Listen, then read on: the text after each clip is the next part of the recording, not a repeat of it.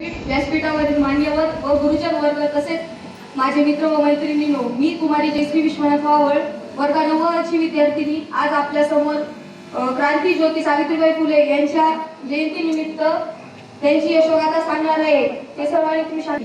मुळात सावित्रीबाई यांची यशोगाथा सांगणं म्हटलं की प्रश्न हा पडतो, सावित्रीबाईंना कसं समजून घ्यायचं। हे जेव्हा आपल्या मनात हा प्रश्न पडतो तेव्हा हे मला समजतं की सावित्रीबाईंनी हे शिक्षण घेऊन व सगळं समाधानी घेऊन त्यांनी स्वतःची परिस्थितीत कसं जबाबदार केलं व परंतु सावित्रीबाई ज्या परिस्थितीत शिकल्या हे सर्व त्यांनी ज्या परिस्थितीत केलं, त्या परिस्थितीचा जर आपण आढावा घेतला तर खरोखरच सावित्री या शब्दाचा आपल्याला अर्थ कळेल।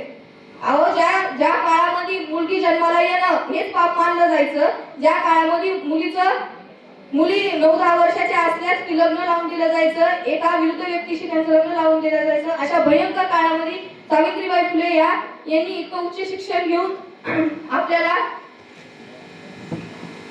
इतकं पुढील भागात नेलं। त्या काळामध्ये महिलांना आपलं समजलं जायचं, त्या काळात महिलांना शिक्षण हे अधिकारही नव्हता, कारण तेथील करवट लोकांना माहित होतं की हीच आपला नारी जर सबला झाली तर एका तबला वाजवल्याशिवाय राहणार नाही। अशा अंधश्रद्धेने जगात एका वाघिणीचा जन्म झाला आणि त्या वाघिणीचं नाव म्हणजे सावित्रीबाई ज्योतिबा फुले।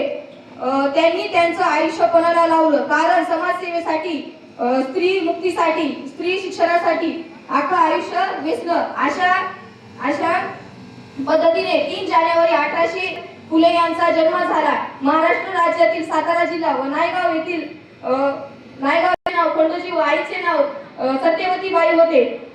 त्या रूढी परंपरेनुसार सावित्रीबाई यांचा विवाह वयाच्या 9व्या वर्षी ज्योतिबा फुले यांच्याशी झाला।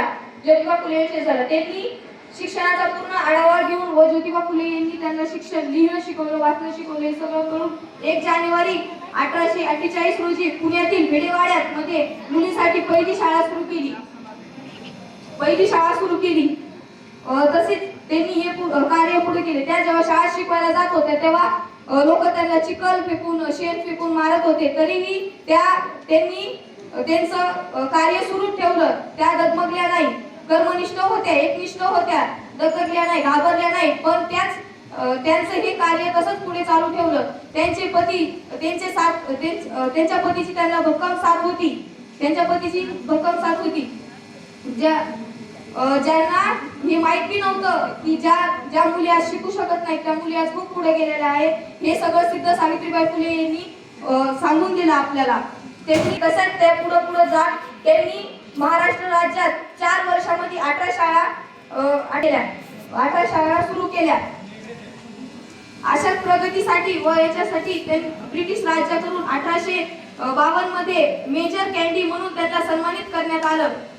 सावित्रीबाई म्हटलं की सर्वांग गुण जर वाढत करण्याची असेल